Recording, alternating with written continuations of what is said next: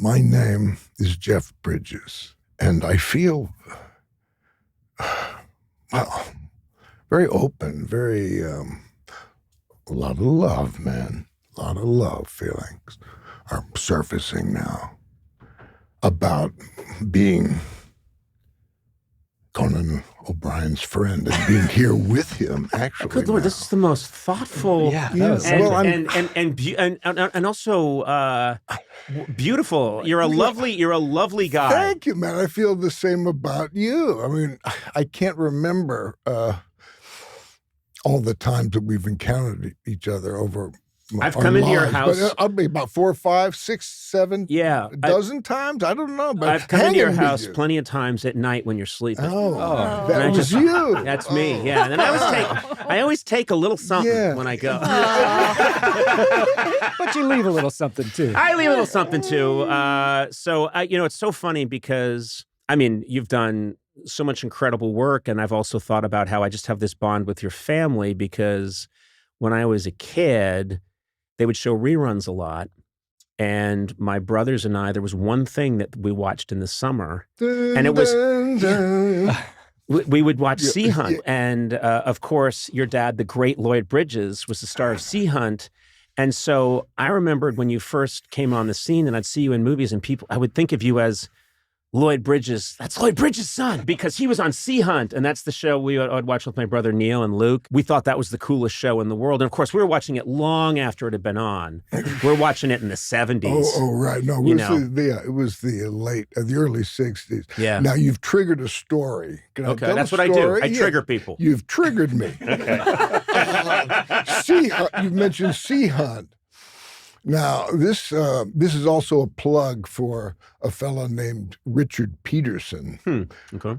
And people can Google Richard Peterson's first movie, Big City Dick. It's called. Whoa. Big City Dick. That's the official title. And I met this fella maybe 30 years ago in Seattle. Mm-hmm. I'm getting dressed to go down and do this movie, American Heart. And I hear this outside my window. I look out there and there's this bald, kind of heavyset guy in a tight Madras sport coat. And it's like, I know. I go down there. I forget all about the guy. And he comes up to me. He goes, "Oh, Lloyd Bridges' son of Sea Hunt." And I say, "You got me." And then I realized what he was playing on his trumpet was Sea Hunt music. Yeah. And he comes up to me and he says, "These are the cues. They are the cues, these cues." And I said, "What is this?" He says, "The cues from Sea Hunt. You know, every time they go, he saw it. Dun, dun, dun, dun, dun." Yeah. He would. So this fella, Richard Peterson, is a savant. And his subject, Sea Hunt. Isn't that crazy? All Ziv music. And also, what's crazy is his connection with you, as mine was, just like early on, was through your dad, and then you've gone on to have this insane career. But it doesn't matter what you do to this guy. The connection will always be Sea Hunt. Son of Sea Hunt. Son of Sea Hunt. But now, years later, about 20 years later, I'm doing a Seabiscuit in Pasadena. I have a big suite, I have a piano in the room, and these guys come over and say, "Do you know Richard Peterson?" We're some documentary film directors. The three of us have gotten together. And I said, "Oh, yeah." And I tell them this story, and they say, "Now, Richard's downstairs. Can he come up?" I said, "Oh, wonderful. I've always wanted," because he's really a piano player. I said, "We got a piano." And we get down there and we start playing Sea Hunt music. You're playing the Stings to an early 60s television show. And that's hilarious. As I'm walking him out the door saying, "Richard, are you into jazz? Because it's kind of, out there music you're playing. And do you like Thelonious Monk, for instance?" And he looks at me. "I dig Sea Hunt." Have you heard of Mozart? Yeah. Was he on Sea Hunt? I dig Sea Hunt, man. So Sea Hunt, no, it's wild that. But I don't know. I know that you you're in the business. You did obviously some cameos on Sea Hunt with your brother Bo. And then I remember a movie came out that I love this movie, Thunderbolt and Lightfoot. And my have you know this film? Yeah. And it's Clint Eastwood. It's you. It's George Kennedy. You popped so much in that movie. You must have been a young kid at the time. Yeah, I can't remember how old I was. I think it was, the movie's 1974. They probably shot it in 73, but you're just such a great character. Well, it was Cimino's first movie. Michael Cimino. Michael Cimino's first movie. He's the guy who directed Heaven's Gate. Yep. Completely different experience. Mm-hmm. You know, in Heaven's Gate, we would do up to 60 takes. You know, but we're here, we're show up, and I'm not sure if I really dug that approach because you never know what it's going to take. Yeah, you know, are you into it? You know, but with Thunderbolt and Lightfoot, Clint always only liked to do, one take, maybe two, know. And I was the kid who'd go up to Cimino and say, I got to, I'll have to ask the boss. And Clint would say, yeah, give the kid one more take. Yeah, but that film is very close to my heart because that's the first film I did in Montana. Yeah.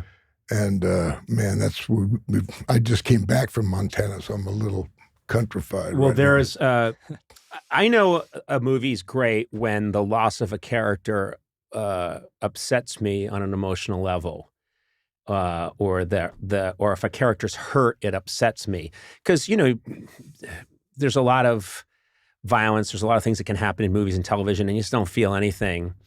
And George Kennedy gives your character a beating, and it upset me because I was so invested in your character. Mm-hmm. And I thought, that's a good movie. And that's proof to me that the acting here is top level. When I'm upset, I mean, you see, if you just casually watch anything, you'll see people getting the shit kicked out of them a million times. You're numb to it. But I don't know. I felt a real loss there when your character was beaten like that. It just upset me, and it still does. I'm smiling because it's funny when I see movies that I'm in, they're like home movies. I remember so many different things about it when I watch it. And as you're telling that story, my mind went like very much like the Richard Peterson story I just shared with you. That was perhaps too long. Do you like a longer? And you edit this, right? So just from you. Okay. Talk Jeff. as long Longer as the you better. like. Jeff, Okay. In fact, we'll just leave. Jeff, I assure you, this is all gold. This is a great day for me. Okay. I love that you're here. Okay. You can do no wrong. Cool, man. You're the dude. I think we have to acknowledge you are the dude. And you know what's so crazy? You came on my show once and you were wearing sandals, jelly sandals, and then you revealed these are the same ones you wore as the dude. And I felt like I was in Rome looking at like a religious icon. It was just crazy that you had those. And yes! What? No. They're not them. These are my hokas. You Okay. guys are hip to Those are the these- dudes These 2000. sandals? Oh. Yeah, the dude is evolved. Oh, man. The dude evolves. Yeah, the dude. So let me. The dude. That should be the new one. The dude evolves. The dude evolves. There you go. It's all set up. Yeah. You're Lebowski too, right? Yeah, and in this one, he's pregnant, but with Maud's got a Oh, baby yeah. on his way. Yes. The stranger Please. set it up. And the one difference is his footwear. It's still open toed, but it has more support. Orthopedic. It's orthopedic. That is right. That's really the only difference. I like that. I was gonna. Oh, go ahead. Go Well, ahead. he had that story. Yeah, that I he was was going gonna to tell the story. So what that triggered when you were talking about the Thunderbolt and Life, but that scene that you're talking about where I die in the car with Clint, I go up to Mike and I say, Mike Cimino, yeah. I've got an idea, Mike. Now, I can do this with my eye. I don't know where the camera is. You see, see like that. I can hold a half blink pretty good. See? Yeah. So I said to him, why don't we get a dentist because I'm supposed to die of a brain hemorrhage. Brain hemorrhage. You've been beaten really badly, and I said- Clint thinks you're going to be okay. Yeah. I say, let's get a dentist up here and shoot me with Novocaine in the side of my face, and I'll go like that. You know? Yeah. And he said, okay. So we did that, and it worked great. And they lost the film. What? And we had to do the whole thing again. You know? I love being the.